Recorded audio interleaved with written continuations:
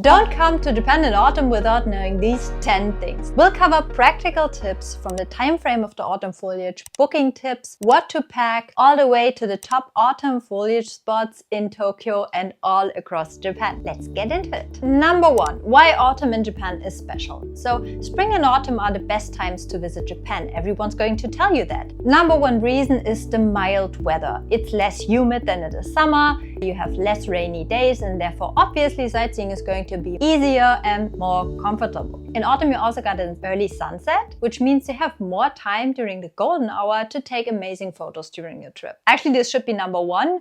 During autumn, you can see the autumn foliage. And then there are obviously a lot of really cool seasonal events, festivals, but also foods. But everything has its downsides. Everyone's going to have the same idea. Most people are coming in spring or autumn, so everything's going to be pretty crowded. Number 2, because it's a peak travel season, not only for foreigners, but also for Japanese people. Prices are going to be higher. Tickets, everything's going to be booked out faster. There is also the possibility that in early autumn, there are still going to be some typhoons and the weather might not always be ideal. Did you know how important seasons actually are in Japan? So Japanese people always proudly tell everyone that they have 4 seasons. Some people talk about even 5 seasons. So there is spring, summer, the rainy season, autumn and winter. Japanese people love to celebrate seasons. You can see that in everyday life. When you go to the supermarket, when you go to the convenience stores, there are always going to be seasonal foods.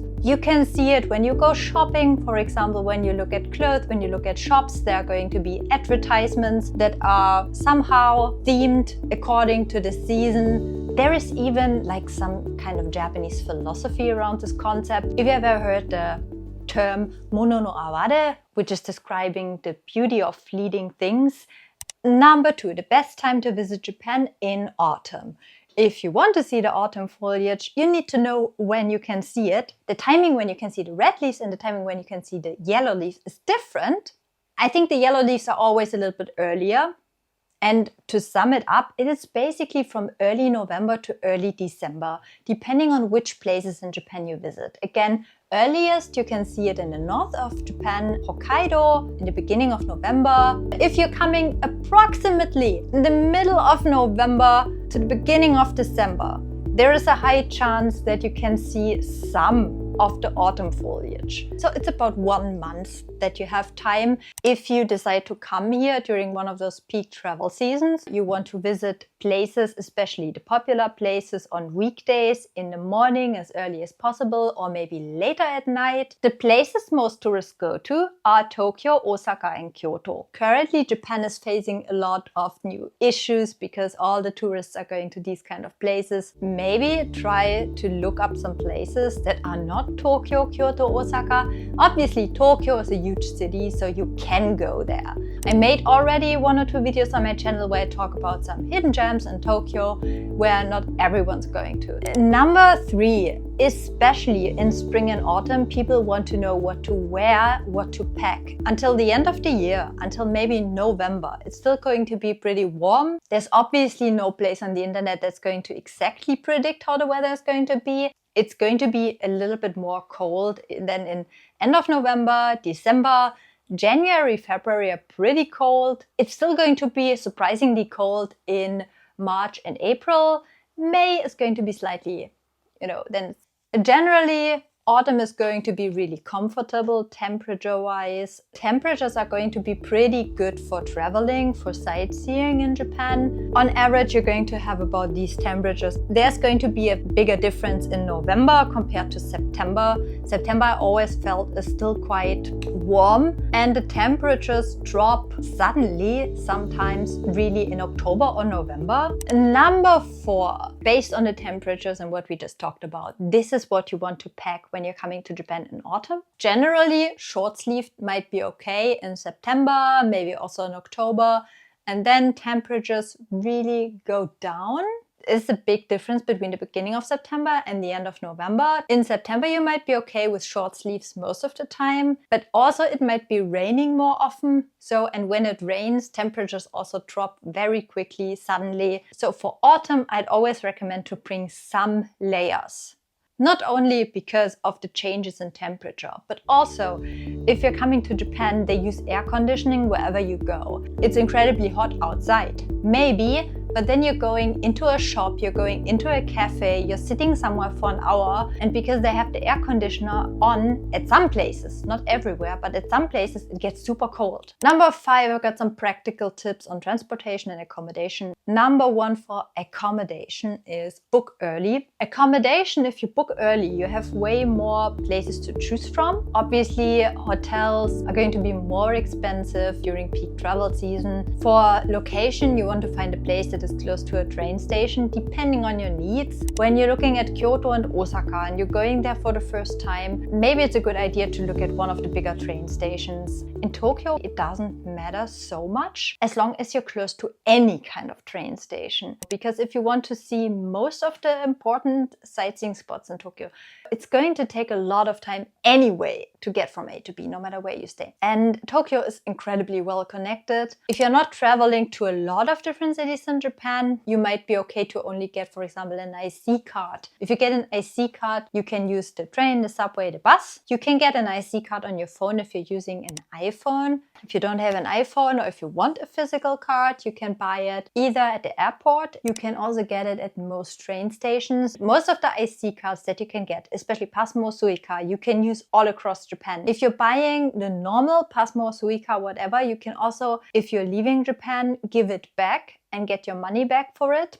JR Pass. If you want a JR Pass or if you need one, you need to book that before you come to Japan. If you need a JR Pass or not depends on to how many cities you go. On average, if you go to more than 3 cities, you want to buy a JR Pass. Most people go to Tokyo, Kyoto, Osaka. If you're doing that, you don't need one because you only need 2 Shinkansen tickets. You want to book your tickets early enough. I know a lot of people who come here and want to book their Shinkansen tickets when they are here in Tokyo and maybe one day before, or maybe they will go to the train station and buy it there. And that's definitely not impossible. You would be surprised how quickly seats are booked out. And if you're taking the Shinkansen, you want to book a seat. If you don't have a seat, you might be standing for 2 hours on the train with your luggage.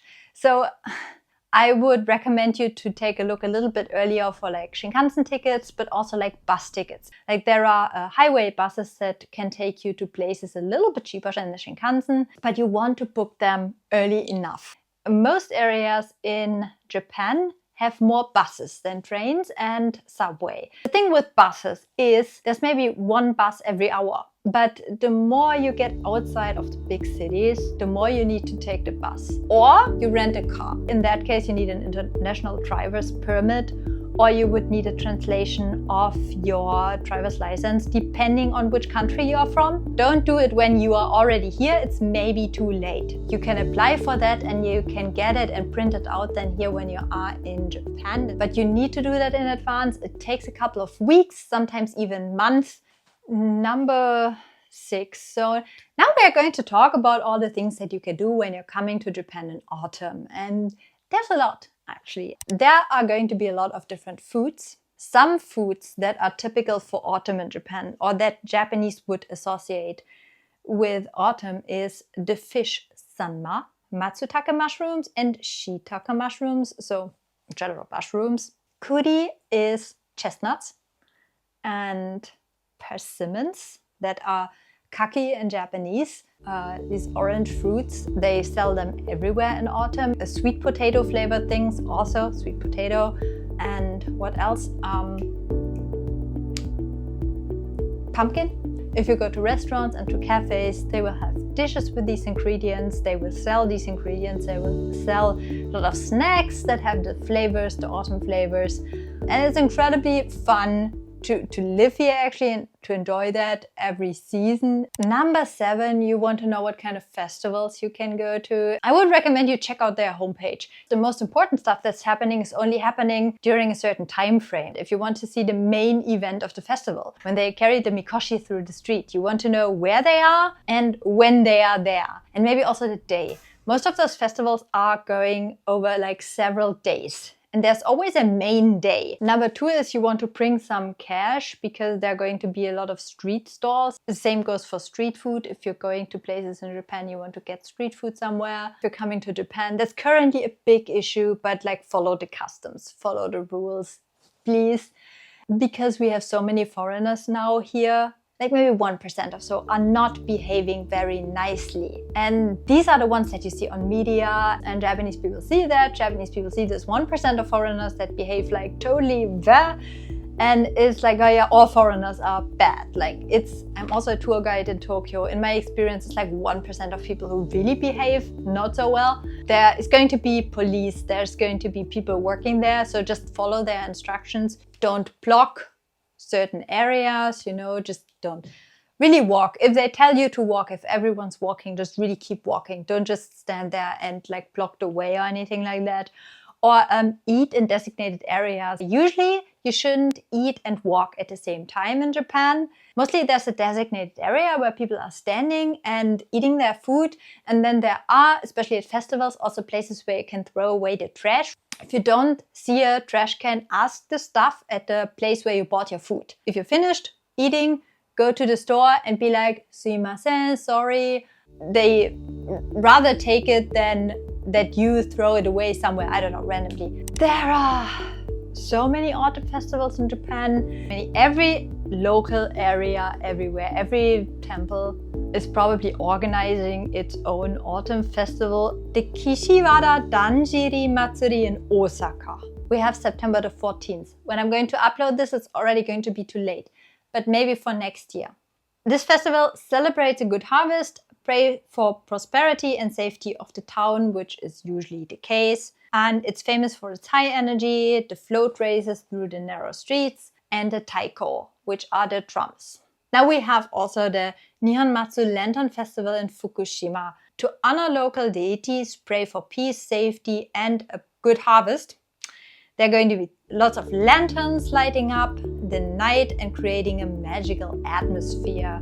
Takayama Autumn Festival in Gifu celebrates autumn harvest and the thanks to the local gods for a successful season. It's known for its traditional yatai floats and music. It's considered one of Japan's most beautiful historic festivals, showing classic craftsmanship and seasonal celebration. A little bit later than that, the Jidai Matsuri in Kyoto commemorates the founding of Kyoto and its rich cultural history. Historical costume procession depicting Kyoto's 1100-year history.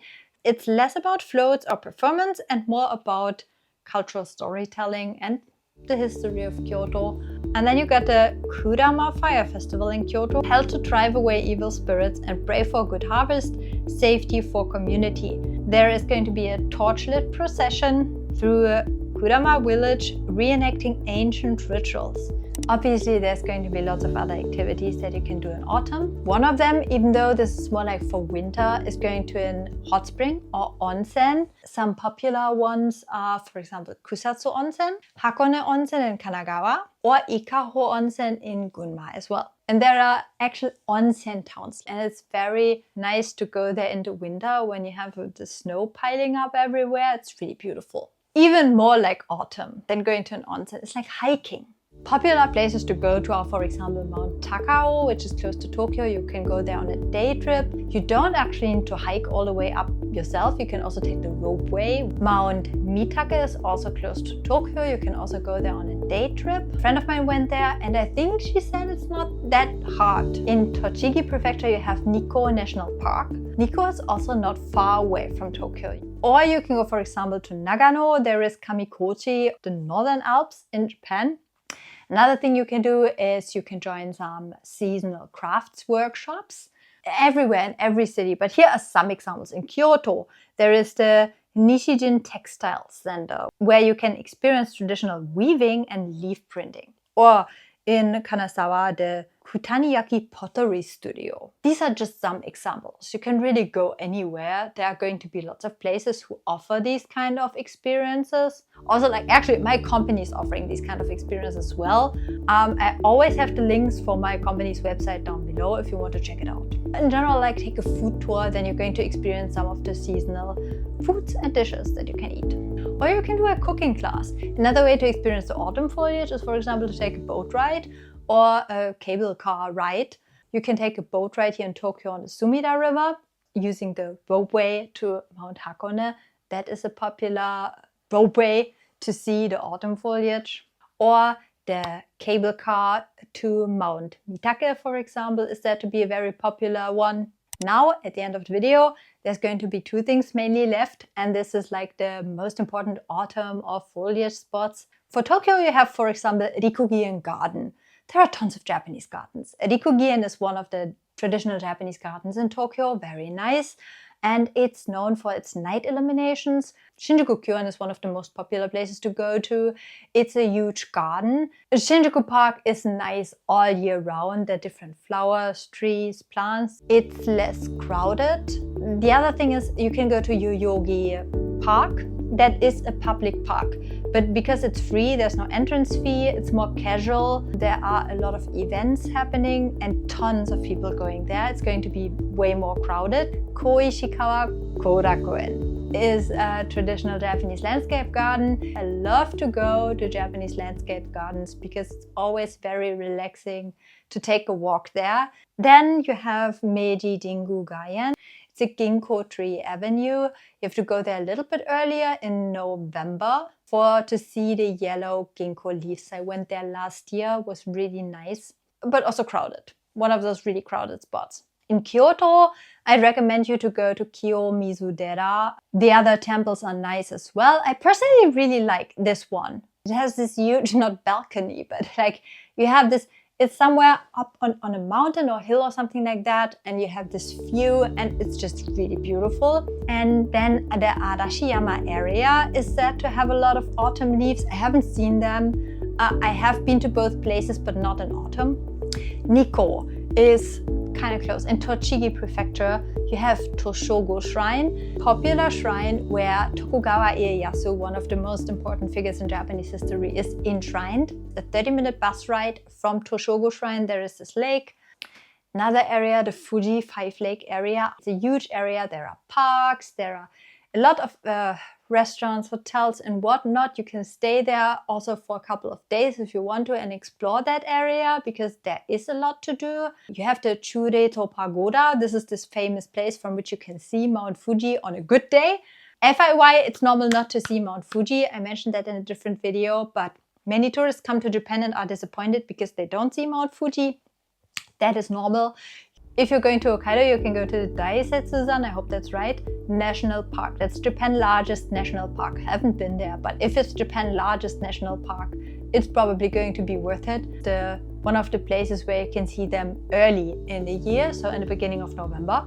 And another really popular place is going to be Nara and the park in Nara with the deers. And in Nara you have also a lot of temples and shrines and other nice things to take a look at. So it's not only the autumn foliage.